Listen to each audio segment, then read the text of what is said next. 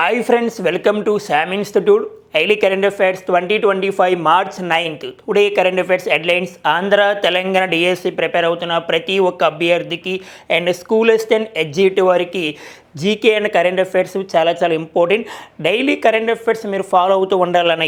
ఈసారి మనం విజయం సాధించాలి. గ్యారంటీగా ఈసారి డిఎస్సిలో ఒక జాబ్ మనకు రావాలి. కట్ ఆఫ్ ఎంత పెట్టుకున్నా పర్వాలేదు, ఎన్ని పోస్టులు మనకు అవసరం లేదన్న, మనకు కావాల్సిన ఒకే ఒక పోస్ట్ కావాలి. ఈసారి విజయం సాధించాలి. డైలీ కరెంట్ అఫైర్స్ మీరు ఫాలో అవుతూ ఉండాలి, మీకు మంచి రిజల్ట్ వస్తుంది. సరే, టుడే కరెంట్ అఫైర్స్ హెడ్లైన్స్ ఒక్కసారి చూద్దాం. First one, cyber security hand book for Mahila Suraksha. Cyber security hand book for Mahila Suraksha అనే వార్తలో ఉంది. ఇంటర్నేషనల్ ఉమెన్స్ డే, అంతర్జాతీయ మహిళా దినోత్సవం సందర్భంగా దీన్ని ప్రారంభించారు. భారతదేశంలో మహిళలకు సైబర్ నేరాల వల్ల కూడా రక్షణ కల్పించడం అనేది చాలా తక్కువ ఉందన్న. వాటి నుండి మహిళలు కాపాడుకోవడానికి లేటెస్ట్గా cyber security hand book for Mahila Suraksha. మహిళలకు అందరికీ సురక్ష కావాలి, వారికి శాంతిపరంగా అన్ని విధాలుగా మంచి బెనిఫిట్స్ లభించాలి. ఏ ప్రదేశంలో తిరిగినా ఏ సమయంలో బయటికి వెళ్ళినా సరే వారికి మంచి లబ్ధి జరగాలి, వారికి ఎటువంటి హాని లేకుండా వారికి రక్షణ కల్పించడానికి దీన్ని ప్రారంభించారు నాన్న. నెక్స్ట్ వన్, 2 గ్రీన్ ఫీల్డ్ విమానాశ్రయాలు. ఆంధ్రప్రదేశ్లో 2 గ్రీన్ ఫీల్డ్ విమానాశ్రయాలని రానున్న కాలంలో ఏర్పాటు చేయనున్నారు. ఆల్రెడీ విజయనగరం జిల్లాలో మనకి ఇంటర్నేషనల్ ఎయిర్పోర్ట్ అనేది 2026 నాటికి ప్రారంభం అవుతుంది నాన్న. దాని తయారీ దశలో ఉంది, దాని పేరు కూడా మార్చారు. ఇవన్నీ మాట్లాడదాం. నెక్స్ట్ వన్, శౌర్య వేదన ఉత్సవ్ 2025 దేనికోసము ఎక్కడ ప్రారంభించారు? నెక్స్ట్ వన్, 2024లో అత్యధికంగా విదేశీ పర్యాటకులు భారతదేశానికి 2024లో విదేశీ పర్యాటకులు ఎక్కువ ఏ నగరానికి వచ్చారు? ఫస్ట్ ప్లేస్ ఏముంది, సెకండ్ ఏముంది, థర్డ్ వన్ ఏముంది? Very good. Next one, Prague master chess tournament మన భారతదేశానికి చెందిన వ్యక్తి విజేత నాన్న. ప్రేగ్ అంటే మీకు తెలిసిన చెక్ రిపబ్లిక్ రాజధాని ప్రేగ్ అని పిలుస్తాం. Very good. చూద్దాం. Okay friends, and first current affairs cyber security hand book for Mahila Suraksha. మహిళలకు రక్షణ కల్పించడానికి, వారికి సురక్ష కల్పించడానికి అండ్ సైబర్ సెక్యూరిటీ హ్యాండ్ బుక్ని ప్రారంభించారు. ఎవరు ప్రారంభించారు? భారత ప్రభుత్వ ఎలక్ట్రానిక్స్ మరియు ఇన్ఫర్మేషన్ టెక్నాలజీ మంత్రిత్వ శాఖ పరిధిలో Indian computer emergency response team వారు దీన్ని ప్రారంభించారు. దేశవ్యాప్తంగా సైబర్ సెక్యూరిటీ ద్వారా మహిళా సాధికారతను సాధించేందుకు ఒక మార్గదర్శిగా ఉపయోగపడుతుందంట. ఇది మనకు కావాల్సిన బిట్టు. ఎప్పుడు ప్రారంభించారు? ఇంటర్నేషనల్ ఉమెన్స్ డే సందర్భంగా, అంతర్జాతీయ మహిళా దినోత్సవం సందర్భంగా మార్చి 8వ తారీఖున ప్రారంభించారు. పని ప్రదేశాలు వచ్చి ఏ ప్రదేశంలో కూడా మహిళలకు అంత అనుకున్నట్టు రక్షణ లేదు. ఇటీవల కాలంలో కోల్కతా అంటే వెస్ట్ బెంగాల్ ఆర్జికర్ హాస్పిటల్లో 2024 ఆగస్టు ఆ సమయంలో ఒక మహిళను సామూహిక అత్యాచారం చేస్తారు. మనందరికీ గుర్తుందన్న. 2012లో ఢిల్లీ గ్యాంగ్ రేప్ జరిగింది ఆ సమయంలో. ఆ తర్వాత 2013లో నిర్భయ చట్టాన్ని తీసుకొచ్చారు. ఎన్ని చట్టాలు తీసుకొని సరే మహిళలకు రక్షణ లేదు. సైబర్ క్రైమ్స్ వారు కూడా ఆన్లైన్ ద్వారా మోసాలు జరుగుతున్న మహిళలకు ఇలా మోసపోకుండా వారికి ఒక హ్యాండ్ బుక్ని ఇంటర్నేషనల్ ఉమెన్స్ డే సందర్భంగా ప్రారంభించారు. ఇక్కడ సైబర్ క్రైమ్స్ అనే పదం వచ్చింది కావున, సైబర్ నేరాలను పదం వచ్చింది కావున 2024 ప్రకారం ప్రపంచంలో సైబర్ నేరాలు ఎక్కువ వరుస 3 దేశాలు ఏంటి? భారతదేశం ఎన్నో ప్లేస్లో ఉంది చూద్దాం. మరి సైబర్ నేరాలు ఫస్ట్ ప్లేస్ మనకి రష్యా ఉంది. సైబర్ నేరాలు ఎక్కువ జరుగుతున్న దేశం. Second one Ukraine, third one China ఉంది. సైబర్ నేరాలో ఇండియా ర్యాంకు 10th ప్లేస్, 10వ ప్లేస్ అని గుర్తుపెట్టుకోవాలి. సైబర్ నేరాలను అంతం చేయడానికి, సైబర్ నేరాలను కంట్రోల్ చేయడానికి భారతదేశ ప్రభుత్వం ఒక పేరు పెట్టింది, ఆపరేషన్ చక్ర 2. ఆపరేషన్ చక్ర 2 అంటే మీ మైండ్లో రావాల్సింది సైబర్ క్రైమ్స్. ఆపరేషన్ చక్ర 2ని ఎవరు ప్రారంభించారంటే సిబిఐ వారు, సెంట్రల్ బ్యూరో ఆఫ్ ఇన్వెస్టిగేషన్. ఈ సిబిఐ 1963లో ఏర్పాటైంది. దీని head quarter New Delhi. Present CBI director జనరల్గా ఎవరు పనిచేస్తున్నారు? ప్రవీణ్ సూడ్. ప్రవీణ్ సూడ్ గారు పనిచేస్తున్నారు సిబిఐ డైరెక్టర్ జనరల్గా. ఇదే సిబిఐ వారు విదేశాల్లో సైబర్ నేరాల వలన, భారతీయులు విదేశాల్లో సైబర్ నేరాల వలన చాలా మోసపోతున్నారు. వాటిని అరికట్టడానికి, మన ఇండియాలో సైబర్ క్రైమ్స్ని అరికట్టడానికి ఆపరేషన్ చక్ర 2, విదేశాల్లో ఉన్న భారతీయులు సైబర్ నేరాల ద్వారా మోసపోకుండా ఒక ఆపరేషన్ పెట్టారు. అదే ఆపరేషన్ చక్ర 3. ఆపరేషన్ చక్ర 3 అని గుర్తుపెట్టుకోవాలి. Very good master. ఇలా రివిజన్ చేస్తూ ఉండాలి ప్రతి టాపిక్, దాని బ్యాక్గ్రౌండ్ చూస్తూ ఉండాలి. సరే, నెక్స్ట్ కరెంట్ అఫైర్స్ మనం చూద్దాం.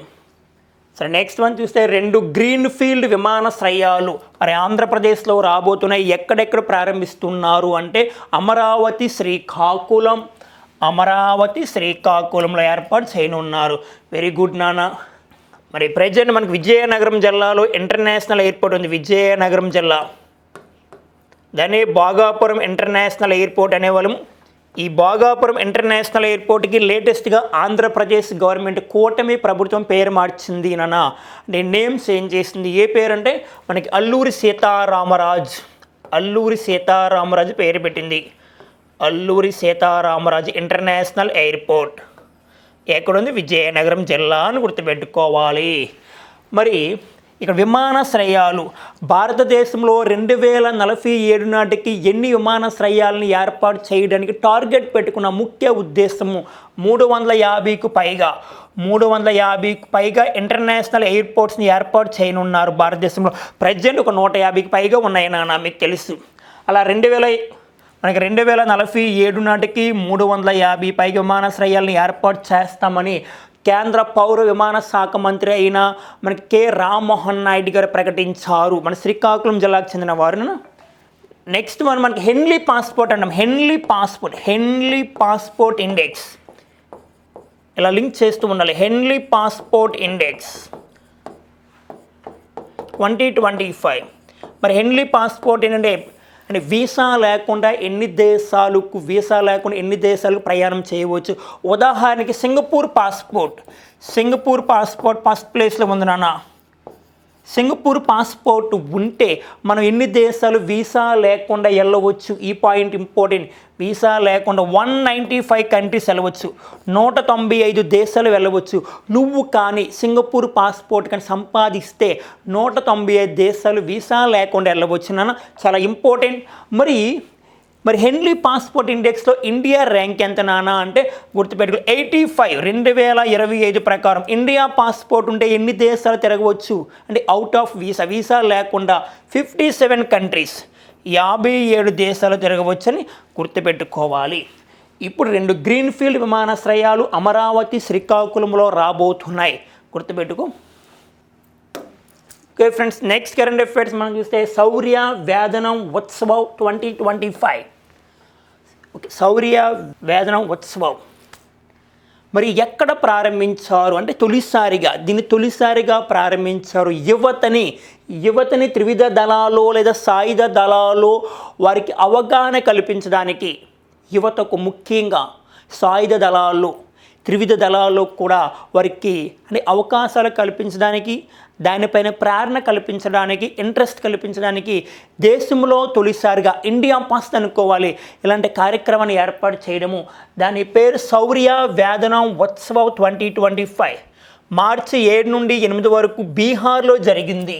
బీహార్లో మరి సాయుధ దళాల సైనిక శక్తియుక్తులను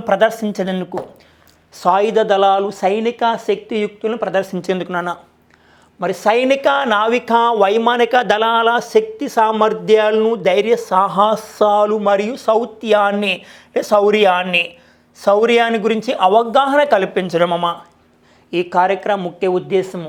సైనిక, నావిక, వైమానిక దళాలు వచ్చే వార్తలోకి ఆర్మీ, ఎయిర్ ఫోర్స్, నేవీ. మరి మీ అందరూ తెలిసిన ఇండియన్ ఆర్మీ డే ప్రతి సంవత్సరం జనవరి 15వ తారీఖున జరుపుకుంటాం. మరి ఇండియన్ ఎయిర్ ఫోర్స్ డే ప్రతి సంవత్సరము అక్టోబర్ 8న జరుపుకుంటాం. మరి ఇండియన్ నేవీ డే ప్రతి సంవత్సరం ఎవ్రీ ఇయర్ డిసెంబర్ 4. మరి ప్రెజెంట్ ఆర్మీ చీఫ్గా ఎవరు పనిచేస్తున్నారు? ఉపేంద్ర ద్వివేది పనిచేస్తున్నారు. ఉపేంద్ర ద్వివేది.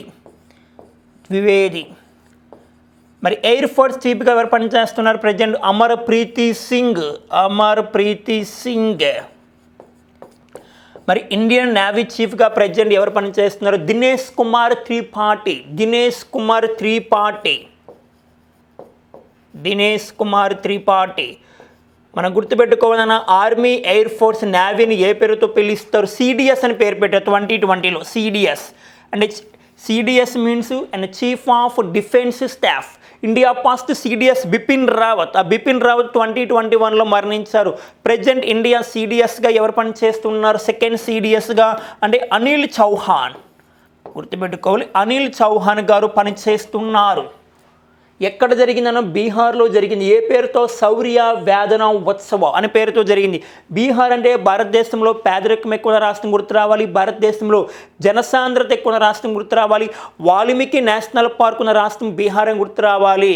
అలాగే మనకి నలంద యూనివర్సిటీ అండ్ స్టాక్జీకి లింక్ చేసుకుంటే నలంద యూనివర్సిటీ ఎక్కడ ఉంది అంటే బీహార్లో ఉంది.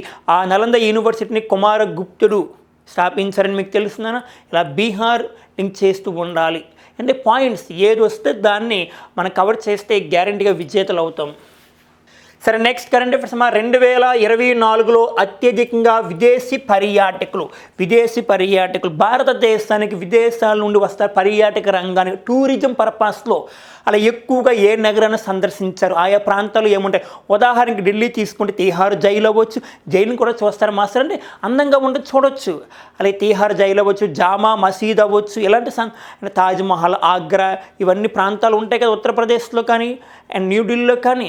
ఇలా ఆయా రాష్ట్రాలు, ఆయా ప్రాంతాలు, ఆ నగరాలు ఎక్కువగా ఈసారి ఇచ్చింది మనకి ఇన్ఫర్మేషన్. నగరాలు, సిటీస్ ఏ నగరాలను సందర్శించారు విదేశీ పర్యాటకులు? చూద్దాం. మరి ఈ రిపోర్ట్ని ఎవరు ఇచ్చారంటే కేంద్ర పర్యాటక శాఖ వారు ఇచ్చారు. కేంద్ర పర్యాటక శాఖ. మరి ఏ ఇయర్ రిపోర్ట్ అంటే 2024లో అత్యధికంగా విదేశీ పర్యాటకులు సందర్శించిన నగరాలు. ఫస్ట్ ప్లేస్ ఢిల్లీ ఉంది. ఢిల్లీలో దాదాపుగా ఎంతమంది సందర్శించారు? 32.39%. ముంబై 15.66%.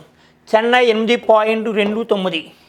అండ్ హరిదాస్పూర్ వెస్ట్ బెంగాల్ సరిహద్దులో ఉంటుంది 7.91%. బెంగళూరు 7.1% అని గుర్తుపెట్టుకోవాలి. ఇక్కడ పర్యాటకం అని వచ్చింది అంటే టూరిజం లింక్ చేస్తూ ఉండాలి. జాతీయ పర్యాటక దినోత్సవం, నేషనల్ టూరిజం డే. జాతీయ పర్యాటక దినోత్సవం ప్రతి సంవత్సరం ఎప్పుడు జరుపుకుంటాం? జనవరి 25వ తారీఖున జరుపుకుంటాం. ఆ జనవరి 25 ఇంపార్టెన్స్ నేషనల్ వాటర్స్ డే. జాతీయ వాటర్ల దినోత్సవం కూడా ఉంది జనవరి 25. దాంతోపాటుగా జాతీయ పర్యాటక దినోత్సవం. మరి ఇంటర్నేషనల్ పర్యాటక దినోత్సవం అంటే తెలుగులో అంతర్జాతీయ పర్యాటక దినోత్సవం, ఇంగ్లీష్లో ఇంటర్నేషనల్ టూరిజం డే అంటారు కదా. మరి అంతర్జాతీయ పర్యాటక దినోత్సవం ప్రతి సంవత్సరము సెప్టెంబర్ 27వ తారీఖున జరుపుకుంటాం. మనకి 2024లో రాజస్థాన్ దేశం మొత్తం మీద, ఇది మొత్తం ఒక దేశం అనుకుంటే ఒక దేశం మొత్తం మీద ఒక గ్రామాన్ని అంతర్జాతీయ పర్యాటక గ్రామం లేదా అంతర్జాతీయ అనకుండా జాతీయ పర్యాటక గ్రామం 2024 బెస్ట్ టూరిస్ట్ విలేజ్. 2024లో జాతీయ పర్యాటక గ్రామంగా ఏది వార్తల్లోకి వచ్చింది? దేవుమాలి అంటే రాజస్థాన్లో best tourist village in India. దేశం మొత్తం మీద ఈ గ్రామాన్ని గుర్తించారు. దేవుమాలి అనే గ్రామం ఉత్తమ పర్యాటక గ్రామంగా గుర్తించారు. రాజస్థాన్లో ఉంది. మరి ఆంధ్రప్రదేశ్లో ఉత్తమ పర్యాటక గ్రామంగా 2024లో దేని గుర్తించారు మాస్టారు? ఇంపార్టెంట్ మనకి కర్నూలు జిల్లా నంద్యాల ప్రజెంట్. మరి అహోబిలం ఈ అహోబిలాన్ని ఉత్తమ పర్యాటక గ్రామంగా గుర్తించారు. మనకి 2024లో తెలంగాణ నుంచి కూడా గుర్తించారు. మనకి ఆంధ్రప్రదేశ్ డిఎస్సి పర్పస్లో ఎలా గుర్తుపెరు, తెలంగాణ డిఎస్సి పర్పస్లో రాజేంద్ర నగర్ ఉత్తమ పర్యాటక పోలీస్ స్టేషన్ గుర్తించారు. ఉత్తమ పర్యాటక పోలీస్ స్టేషన్ ఇది తెలంగాణలో ఉందమ్మా. తెలంగాణలో ఉన్న రాజేంద్ర నగర్ని ఉత్తమ పర్యాటక పోలీస్ స్టేషన్గా గుర్తించారు. ఓకేనా? Okay friends, next current affairs మనం చూస్తే ప్రేగ్ మాస్టర్ చెస్ టోర్నమెంట్ ఇక్కడ మనకు కనిపిస్తున్నారు ప్రేగ్, చెక్ రిపబ్లిక్ రాజధాని ప్రేగ్ అని పిలుస్తాం. చెక్ రిపబ్లిక్ రాజధాని ప్రేగ్. ఆ ప్రేగ్లో జరిగిన ఒక టోర్నమెంట్, చెస్ టోర్నమెంట్ జరిగింది. దీంట్లో విజేత మన భారతదేశానికి చెందిన వ్యక్తి, ఆయన పేరు అరవింద్ చిదంబరం. గుర్తుపెట్టుకో, 2025లో జరిగిన ప్రేగ్ మాస్టర్ చెస్ టోర్నమెంట్లో విజేత ఏ దేశానికి చెందినవాడు? భారతదేశానికి చెందిన వ్యక్తి, ఒక గ్రాండ్ మాస్టర్ అయిన ఎవరు అంటే అరవింద్ చిదంబరం. ఎవరిపైన విజయం సాధించాడు? ఎడీజ్ గురేల్. ఏ దేశం అంటే టర్కీ దేశానికి చెందిన వ్యక్తి పైన మన భారతదేశానికి చెందిన వ్యక్తి గెలవడం జరిగింది. Prague master chess tournament. మరి టర్కీ అనే వార్తల్లోకి వచ్చింది కానీ టర్కీ కొత్త పేరు తుర్కీయే. గ్రాండ్ మాస్టర్ టైటిల్స్ దేంట్లో ఇస్తారు? గ్రాండ్ మాస్టర్ టైటిల్ దేంట్లో ఇస్తారో చెస్లో ఇస్తారు. Chess India past grand master మీకు తెలిసిన విశ్వనాథ్ ఆనంద్, ఆయన తమిళనాడుకి చెందినవారు. Vishwanath Anand India past grand master. ఇప్పటివరకు ఇండియా నుంచి 85 గ్రాండ్ మాస్టర్స్ వచ్చాయి. 85 గ్రాండ్ మాస్టర్. మరి 85 గ్రాండ్ మాస్టర్ ఇండియా 85వ గ్రాండ్ మాస్టర్ పొందిన వ్యక్తి శామ్ నిఖిల్ 2024లో వచ్చింది. ఇక్కడ మనకు కనిపిస్తున్న వ్యక్తి అరవింద్ చిదంబరం. ఇక్కడ మరి ఎవరిపై అయినా అంటే ఎడీజ్ గురేల్. అండ్ నెక్స్ట్ కరెంట్ అఫైర్స్ మనం చూస్తే కర్ణాటక వార్తలో ఉంది. కర్ణాటక రాజధాని బెంగళూరు. ఈ బెంగళూరులో ఉన్న ఒక యూనివర్సిటీకి ఒక వ్యక్తి పేరు పెట్టారమ్మా. భారతదేశానికి 13వ ప్రధానమంత్రిగా పనిచేసి అండ్ ఆర్బీఐకి 15వ గవర్నర్గా పనిచేసిన వ్యక్తి, ఆర్థిక సంస్కరణల పితామహుడు పివి నరసింహారావు, మన్మోహన్ సింగ్ కాలం ఆ సమయంలో భారతదేశాన్ని అద్భుతంగా తయారు చేశారు నాన్న. దేశాన్ని అభివృద్ధి చెందిన దేశంగా డెవలప్ చేయాలనే ఉద్దేశంతో ఆర్థిక సంస్కరణలు తీసుకొచ్చారన్న. భారతదేశంలో పేదరికం తగ్గించాలి, ఉపాధి అవకాశాలు కల్పించాలనే ఉద్దేశంతో ఆర్థిక సంస్కరణల్ని చేపట్టిన వ్యక్తి మన్మోహన్ సింగ్. ఆయన ఇటీవల కాలంలో 2024 డిసెంబర్ 26వ తారీఖున 2024 డిసెంబర్ 26వ తారీఖున చనిపోయారు నాన్న. ఆర్బీఐకి 15వ గవర్నర్గా పనిచేస్తారు. భారతదేశం 13వ ప్రధానమంత్రి పనిచేసిన వ్యక్తి పేరు మీదుగా అంటే కర్ణాటక అంటే బెంగళూరు. ఇప్పుడు బెంగళూరు విశ్వవిద్యాలయం పేరు పెట్టారు. ఎవరు పేరు పెట్టారు అంటే మన్మోహన్ సింగ్ యూనివర్సిటీ అని పిలుస్తారు. ఇక్కడ నుంచి మన్మోహన్ సింగ్ పేరు పెట్టారు. Very good, important. బెంగళూరు వార్తలోకి వచ్చింది, సరిపోతుంది పేరు. మరి మన్మోహన్ సింగ్ గారికి పద్మ విభూషణ అవార్డు కూడా వచ్చింది. మా 1987లో వచ్చింది Padma Vibhushan. Okay friends, next current affairs మనం చూస్తే మరలా ఒక కొత్త పేరు వార్తల్లోకి వచ్చింది. ఇటీవల కాలంలో అస్సాంలో ఉన్న ఎలక్ట్రానిక్స్ ఒక సిటీకి పేరు మార్చారు. అంటే ప్రముఖ పారిశ్రామికవేత్త ఇటీవల కాలంలో మరణించారు. మహానుభావుడైన 2024 అక్టోబర్ 9వ తారీఖున ఆయన మరణించారు. ఆయన పేరే రతన్ టాటా గారు మనకి 2024 అక్టోబర్ 9వ తారీఖున మరణించారు. ఆయన పేరు మీదుగా ఒక ఎలక్ట్రానిక్ సిటీకి పేరు మార్చారు. ఎవరి పేరు అంటే రతన్ టాటా పేరు పెట్టారు కొత్తగా. అంటే అస్సాంలో ఉన్న ఎలక్ట్రానిక్స్ సిటీకి ఏమని పేరు పెట్టారు? రతన్ టాటా పేరు పెట్టారు. అలాగే మనకి మహారాష్ట్రలో స్కిల్స్ యూనివర్సిటీ పేరు మార్చారు. మహారాష్ట్రలో స్కిల్స్ యూనివర్సిటీ కూడా పేరు మార్చారు. ఏమని పేరు మార్చారు? రతన్ టాటా యూనివర్సిటీగా పేరు మార్చారు. రతన్ టాటా పేరు పెట్టారు. రతన్ టాటా మీకు ఐడియా ఉంటుందమ్మా. మనకి 2000 సంవత్సరంలో రతన్ టాటాకి పద్మభూషణ్ అవార్డు వచ్చింది. పద్మభూషణ్. నెక్స్ట్ 2008లో పద్మ విభూషణ్ వచ్చింది. 2008లో పద్మ విభూషణ్. ఇదే రతన్ టాటాకి మనకి 2023లో పివి నరసింహారావు స్మారక పురస్కారం వచ్చింది. పివి నరసింహారావు స్మారక పురస్కారం వచ్చింది. ఎవరికి? రతన్ టాటాకి. ఇదే రతన్ టాటాకి 2023లో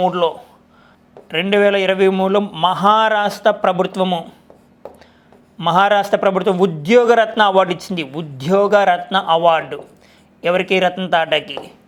ఇదే 2023లో ఆస్ట్రేలియా కూడా ఒక అవార్డు ఇచ్చింది. అవార్డు పేరే ఆర్డర్ ఆఫ్ ఆస్ట్రేలియా. ఇంపార్టెంట్. అంటే ఇటీవల కాలంలో ప్రముఖ పారిశ్రామికవేత్త రతన్ టాటా పేర్లు పెట్టారు. ఒకటి అస్సాంలో ఎలక్ట్రానిక్ సిటీకి, అలాగే మరొకటి మహారాష్ట్రలో స్కిల్స్ యూనివర్సిటీ పేరు మార్చారు ఆయన పేరు మీదుగా. మనకి అస్సాం అంటే జిఎస్టీని తొలిసారిగా ఆమోదించిన రాష్ట్రం ఏంటి? అస్సాం అని గుర్తు రావాలి. అస్సాంలో ఉన్న ఒక national park Kaziranga national park. ఆ కజిరంగా నేషనల్ పార్క్ దేని ఫేమస్ అండి? మనకి తెలిసిన రైనోస్ అంటే ఖడ్గమృగాలకు ఫేమస్. వరల్డ్ రైనోస్ డే ప్రతి సంవత్సరం సెప్టెంబర్ 22 జరుపుకుంటాం వరల్డ్ రైనోస్ డే. మరి రతన్ టాటాకి 2000 సంవత్సరంలో పద్మభూషణ్ వచ్చింది, 2008లో పద్మ విభూషణ్, 2023లో పివి నరసింహరావు స్మారక పురస్కారం, 2023లో మహారాష్ట్ర ప్రభుత్వం ఉద్యోగ రత్న అవార్డు ఇచ్చింది, 2023లో Australia government Order of Australia అవార్డుతో సత్కరించిందని గుర్తుపెట్టుకోవాలి. ఇటీవల కాలంలో మరణించారు 2024 అక్టోబర్ 9వ తారీఖున. ఓకే ఫ్రెండ్స్, మరొక కరెంట్ అఫైర్స్ మనం చూస్తే ఒక విన్యాసం వార్తలో ఉంది. ఒక విన్యాసం అంటే ఎక్సర్సైజ్ లేదా వ్యాయామం అని కూడా పిలుస్తామని ఎక్కువగా. అయితే విన్యాసము వార్తలో ఉన్నప్పుడు ఆ విన్యాసం ఎన్ని దేశాల మధ్య జరుగుతుంది? ఫస్ట్ వన్ మనకు కావాల్సిన విన్యాసం పేరు. తప్పనిసరిగా విన్యాసం నుంచి మార్కు వస్తుంది. మరి 2025లో ఎన్వా ఎడిసన్ అంటే ఎడిసన్ పేరు. నెక్స్ట్ మరి ఏ రెండు దేశాలు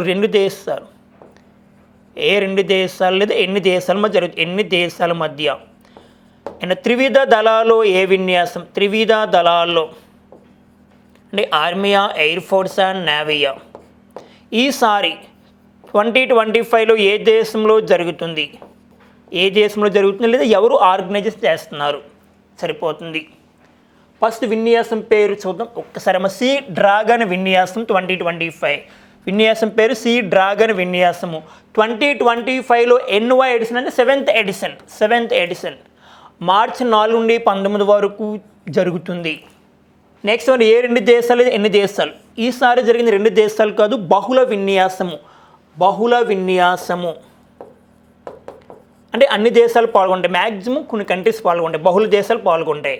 త్రివిధ దళాలు ఏ విన్యాసము? ఆర్మీయా, ఎయిర్ ఫోర్స్ ఆర్ నేవీ అంటే ఇది నావికా విన్యాసం, నేవీ ఎక్సర్సైజ్. బహుళ దేశాల నావిక విన్యాసము. ఆతిథ్యం ఏ దేశం ఇచ్చింది ఈసారి? అమెరికా ఇచ్చిన అమెరికా ఆతిథ్యము.